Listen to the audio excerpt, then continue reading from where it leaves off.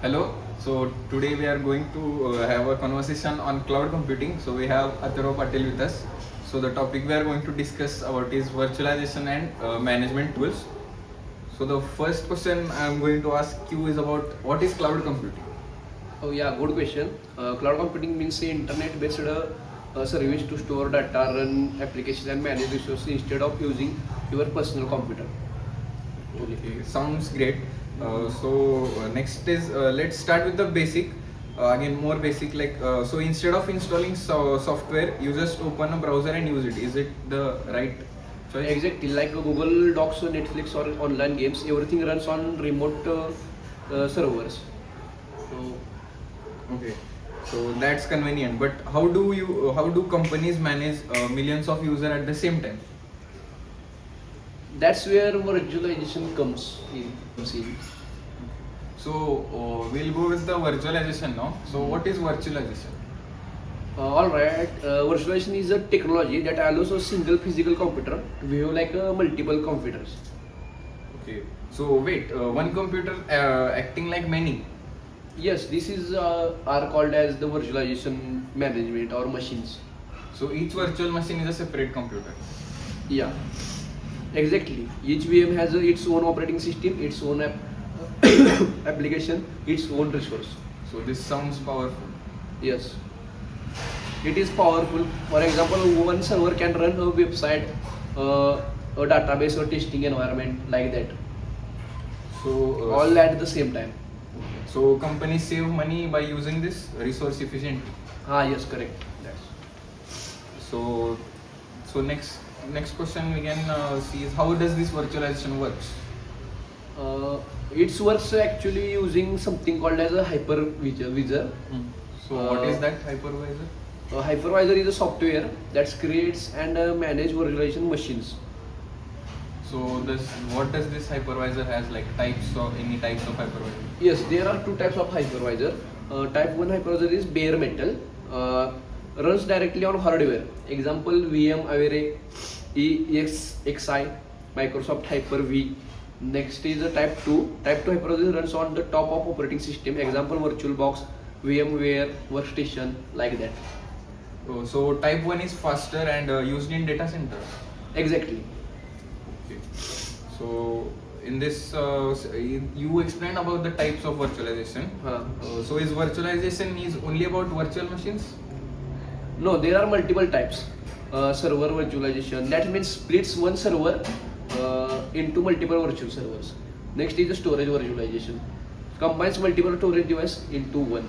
Next one is the network virtualization, creates virtual networks. Now next is desktop virtualization, allows user to access desktop remotely. That is the all types of the virtualization. There are four types mainly. So these are the four types we have got to see. So everything can be virtualized.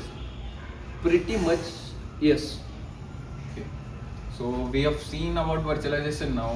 The next topic we're going to say is the management tools. So what does management tools do in cloud computing? Because of managing hundreds or thousands of virtual machines manually is impossible. So it will manage that machines in virtualization. So does this make sense? So what do these tools do? These tools helps in monitoring system, automating task, scaling resource, managing security. Like that ways, these machines will help us. So can you give some examples for this? Sure, I will give examples. First one is the cloud platforms, Amazon Web Service. Like next is Microsoft Azure. Now next is Google Cloud Platform. This is the cloud platforms. Configuration management tools is Ansible, Puppet, Chef. Now next is container tools. Container tools are Docker, Kubernetes. That's are some examples. These are quite much many of examples. I've heard about the Dockers. So Yes, Docker is used for containerization, a lightweight form of virtualization. So we are going towards our next component of the discussion is virtual machines versus the containers. Okay, yeah. So what's the difference between the virtual machines and the containers? Great question actually it is. Virtual machines are heavy full operating systems, slower virtual machines actually, and containers are lightweight, sheer operating systems, and faster. That is the main difference between virtual machines and containers. So containers are more efficient. As per Yes, you. especially for modern clouds apps, containers are more efficient compared to virtual machines. Okay. So list out. Can you list out some benefits of this virtualization, like quick summarization on the benefits of those? Sure, I will summarize. Uh, Benefits are better resource utilization, cost savings, scalability, easy backup and recovery, faster deployment. These are the main benefits or actual benefits of the virtualization. Okay. So we have talked about the benefits now. We should also go with the other aspects of challenges in the virtualization. So how does everything has downside too, right? So we can discuss about the challenges in it. Yes, sure. We can discuss about challenges also. Some challenges includes security risk, complexity in management, performance overhead. Like that, there are challenges also in the virtualization. So there are any proper tools or like tools are necessary in this. Absolutely, tools are necessaries. Uh, yeah. So we have discussed about the benefits. Now we'll go with the challenges. Okay. So list out some challenges by using this system. Yes, there are some challenges also in this system. Challenges are security risk. Next one is the complex setup. Uh, Next one, sometimes there will be the performance issues also come in the system because of misconnection or disconnection. That's why performance risk also issues also comes in the virtualization tools. So proper management tools are important.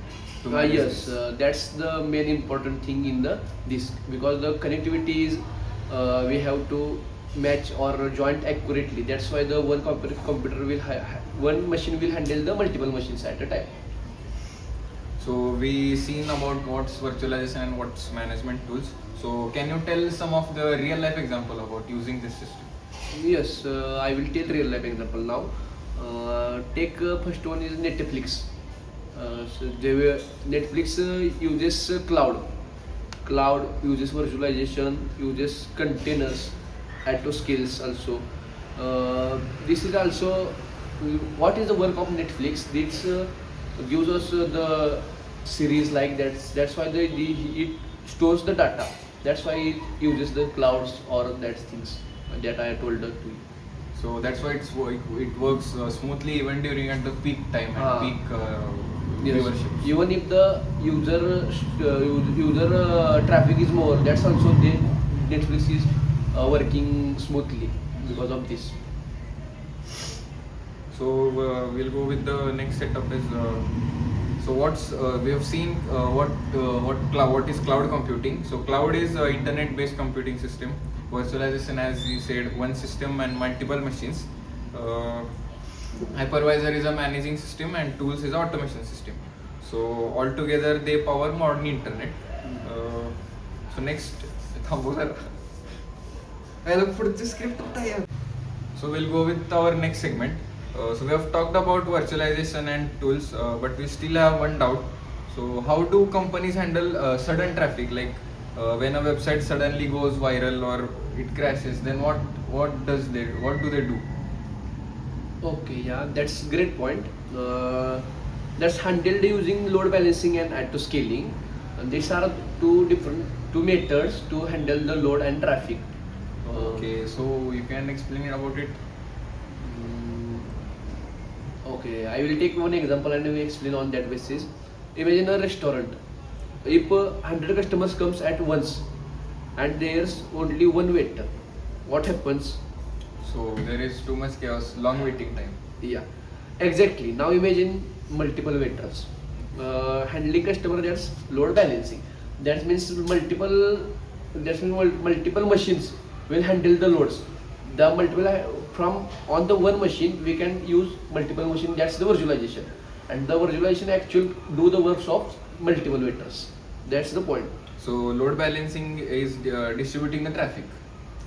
Yes, instead of one server handling all requests, traffic is divided across multiple servers using virtualization, and that's balancing the traffic.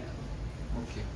So does this load balancing improve the speed of the work? Yes, actually it improves the speeds uh, and reliability too. If one server fails, then the other machine or other server take over it.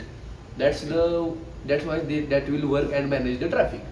So okay, so nice. This is about the load balancing. So what do you mean about auto scaling? Now auto scaling, yeah. Auto scaling is like hiring more staff when the take we will take with on the same example of the restaurant. Actually, what auto scaling is like hiring more staff when the restaurant gets crowded, and reducing staff when it is empty, like that wise. Means there where customers is more, then we can hire the more waiters. When the customer is at the average, then waiter quantity will be reduced, like that wise. So server increases and decreases automatically based on the requirement. Exactly. That's like I have told an example on that basis exactly. During high demand, more VMs and containers start. During low demand, they shut down, and when required, they will increase or turn on, like that. So this improved reliability and efficiency. It must save cost also. Ah, yes. Huge cost saving. You only pay for what you are using or what you are using, like that. The only what consume, that only you have to pay. So now we have seen all the benefits, challenges in its working, the types of working, everything we have seen. So next segment we can go with the security in virtualization. So Yeah. now I want to talk about something about more important, that is security.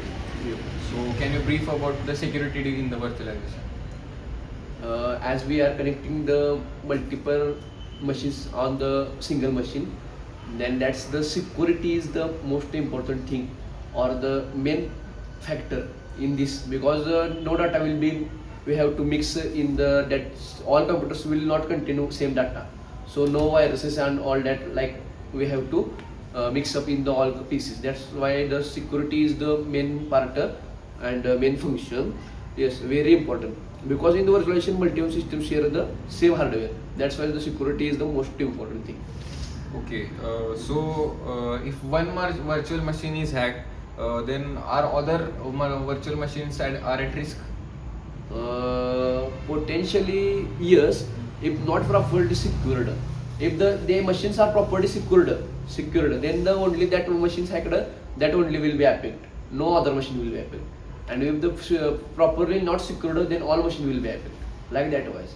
But this sounds a bit risky. Like if one machine if gets corrupted, then other machines also can be at danger. It is risky, but there are solutions also on that.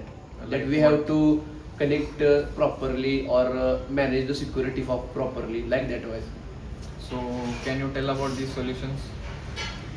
What Uh, solutions do you use to prevent this from risks?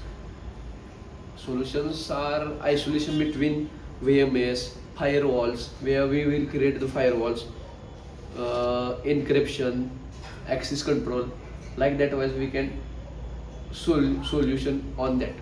So what do you mean by isolation? Isolation means actually each VM is separated, so no cannot be directly access another. Means each machine will be separated from another machine, but on the same hardware machine or same physical machine. But there are online different machines, Okay. like that. So like separate locked rooms. It's like separate. Ah, exactly. No room will be mixed or no room have a same door, like that. In real time example, we say like that way. So this comes with the hardware security and monitoring systems. So what about the data security? Actually, data is encrypted, meaning even if someone access it, they cannot be read it, because the data is end-to-end encryption, like that. Even we are using the WhatsApp, if we send the message to another person or receiver, the middle machines or middle working system cannot be read the message that end-to-end encryption. Like that ways data is encrypted. No even if read it. So that's a bit reassuring thing.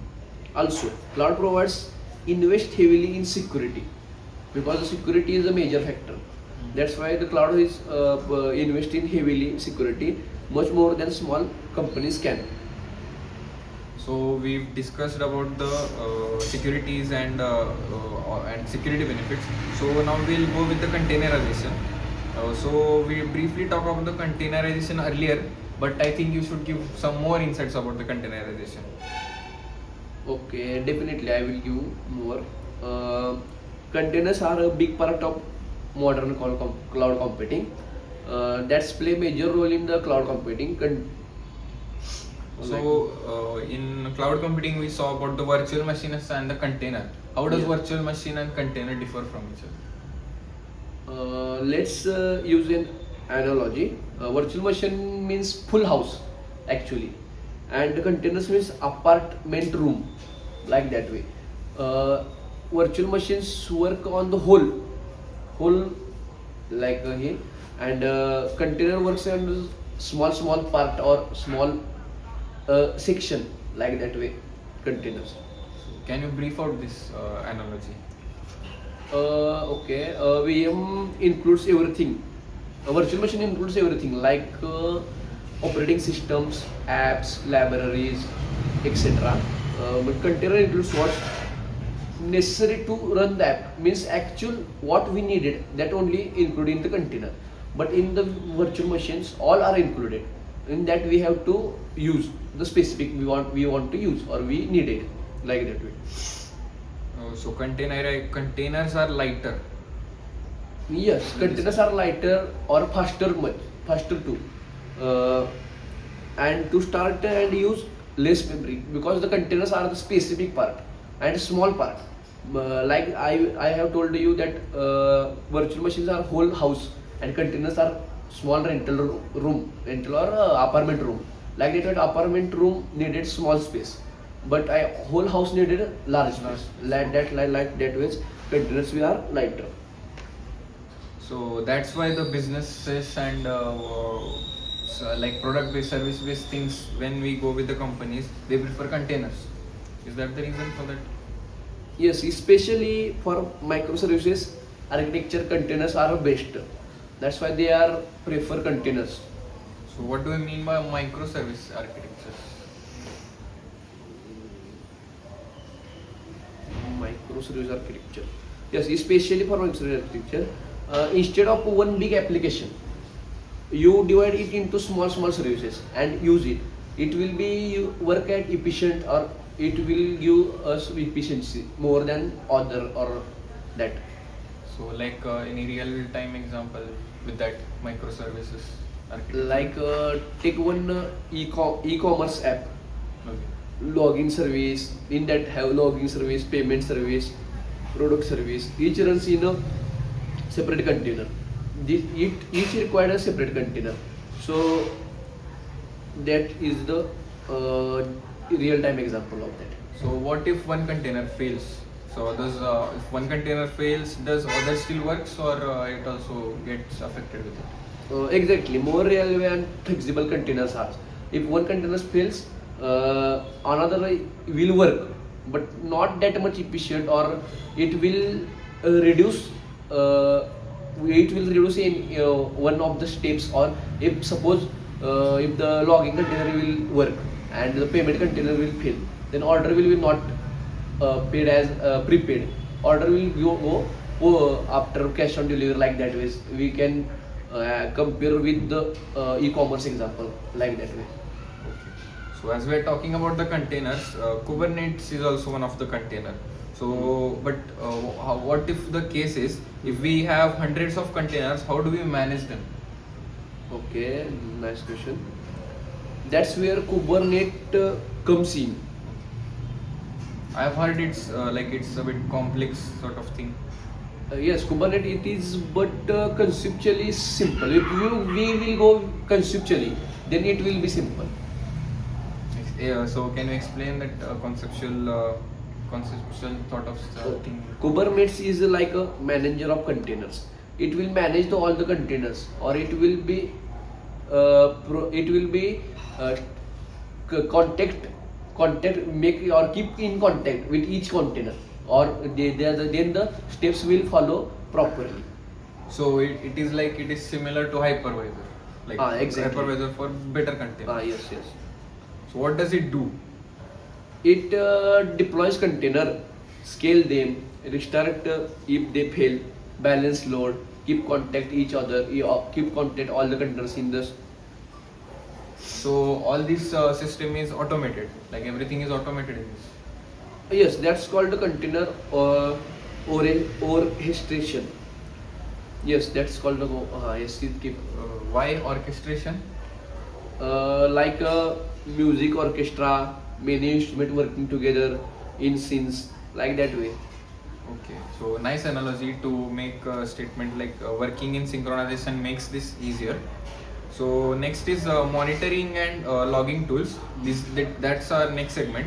So nowadays companies know now how do companies know if there is something wrong in their system? How do they find it? They will find through monitoring and logging tools, like that way. So could you tell us what is monitoring first? Monitoring tracks system health, like CPU usage, memory, storage, network, like that way it will track system health. Actual how the system is and or which states in the system is. Same as like Actual, health check. health checkup like. Sir, and what's mean by logging? Logs records events like what happened, when happened, why happened, like that way logs works. So can you give some examples for this? Examples for this is Prometheus monitoring, Grafana visualization, ELK stack logging, like that way these are examples. So if a system crashes, then does log helps them to find the issues?